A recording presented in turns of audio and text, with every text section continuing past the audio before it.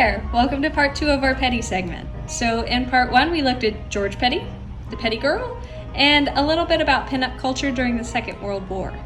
In this section, number 2, we're going to look at old school Hollywood, the Hays Code, and how the Petty Girl fit into that mix. And in part 3, we're going to bring it all up to today. Let's do it! So, in part 1, we briefly touched on the idea that pinups were encouraged and widely circulated during the Second World War. But which images were the most popular? According to historian Robert Westbrook, Betty Grable was the runaway winner. Not just because she was beautiful, but because her image was, as 20th Century Fox studio executive Daryl Zanuck described, quote, straight arrow chintz tablecloth, end quote. As an actress, she repeatedly played the role of a beautiful woman who was sincere, honest, with both feet on the ground.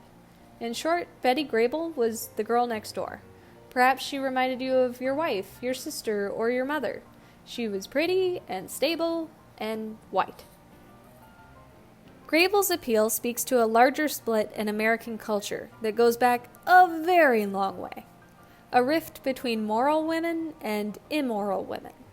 If you read the novels of Edith Wharton, Henry James, or Theodore Dreiser, for example, a pattern quickly emerges. Women who play too fast and loose with social norms, especially in relation to men, never meet a happy ending. This morality in popular storytelling was formalized in Hollywood by something called the Hays Code. In the 1915 case, Mutual Film Corporation versus Industrial Commission of Ohio, the Supreme Court ruled that movies were not protected by the First Amendment. Many states or local governments had independent censors that would review movies and usually charge a fee to distribution companies for their services. Having so many different standards for review was confusing and costly. In order to unify the moral standards, the Motion Picture Production Code was written. This code was a set of rules that governed American filmmaking practices for decades, and set a precedent we still see the effects of today. The code was written in 1930, though it wasn't really enforced until 1934.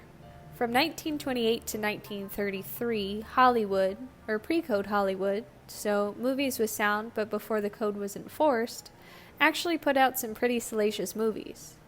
In Morocco from 1930, Marlene Dietrich's character kisses a woman while dressed in male attire at a nightclub. William Wellman's 1933 film, Heroes for Sale, features a shell-shocked veteran openly addicted to morphine. Complicated plots like these led to many court cases citing lewd behavior and immoral plots. To stop the government from censoring or banning films, and to keep as many audience members in their seats as possible during the Great Depression, most of the major Hollywood studios chose to adopt the tenets of the Motion Picture Production Code in 1934. And they put former Postmaster General William H. Hays in charge of enforcing those rules. That's why it's usually called the Hays Code. Some of these rules were blanket statements, like crime or immorality could not be portrayed in a positive light. If a character performed an immoral act, they had to pay for it.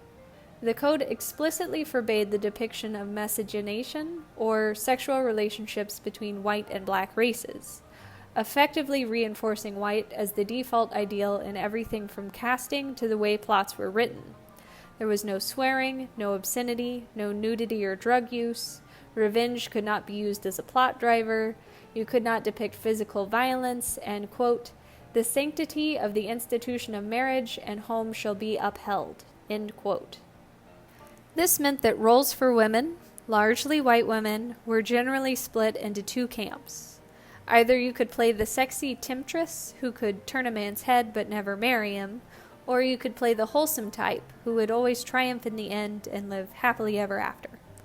The trope picked up right where Wharton, Dreiser, and James left off, and affected film plots for decades, though there were certainly plenty that pushed those boundaries, slowly chipping away at those restrictions, like A Streetcar Named Desire, Psycho, and, I would argue, The Petty Girl. The movie that corresponds to the poster here is about a young artist, George Petty, played by Robert Cummings. In the film, George tries to convince a car manufacturing company that pinups are the best way to sell vehicles. He happens to meet Victoria Braymore, played by Joan Caulfield, who is a wholesome professor attending a conference in New York City, accompanied by a matronly chaperone, of course. The movie plays with the line of sexual promiscuity by repeatedly putting Caulfield in immoral positions through her own innocent nature.